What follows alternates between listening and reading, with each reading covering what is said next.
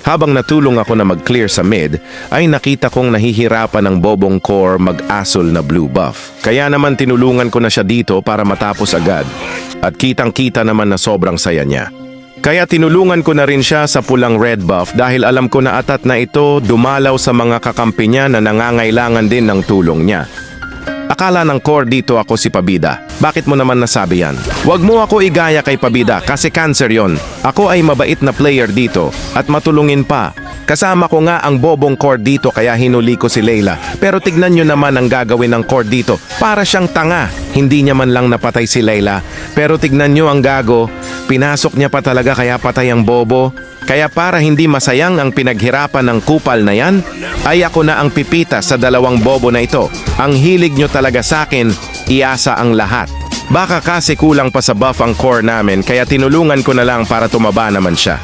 Magpa-item ka lang at uubusin natin lahi ng mga bobong kalaban. Dito nga ay nag-sacrifice na ako para mailigtas ang mga tanga kong kakampi. At kita naman na worth it kasi ligtas na sila.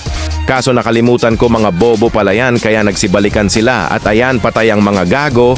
Kaya naman sinabihan ko ang bobong core na umayos naman siya. At nagsabi pa siya na siya pa talaga. Totoo naman na dapat ayusin mo dahil palagi ka namamatay dahil sugod ka ng sugod parang tanga. Tignan daw muna ang tank bago magsabi, bakit naman ako wala naman ako ginagawang mali. Ako na nga ang tumutulong, ako na nga ang nagsasacrifice dahil ako ay Rome. Pero bakit palagi nyo na lang ako sinisisi kapag namamatay kayo? Sa mata nyo wala na ako ginawang tama kahit palagi naman ako nandyan. Na handa kayo tulungan kapag kayo ay nahihirapan. Tignan nyo dito, ubos na naman ang mga gago. Kaya naman bumili ako ng buy time dito para naman hindi kami matalo. Kaya naman sinabihan ko ang bobong core na ayusin niya dahil kaya namin ito. Pero nagpaubos na naman ang mga tanga. Buti na lang malakas ako mag-def. Tapos hindi nyo man lang makita ang aking halaga. Talaga naman nakakadismaya. Pero tinatagan ko ang aking loob sa laro na ito at binigay ang buong tiwala sa mga bobo kong kakampi. At sa wakas, sa huli kami ang magwawagi. Kaya naman nagbanding kami ng bobong core dito at sabay nag-TP-TP.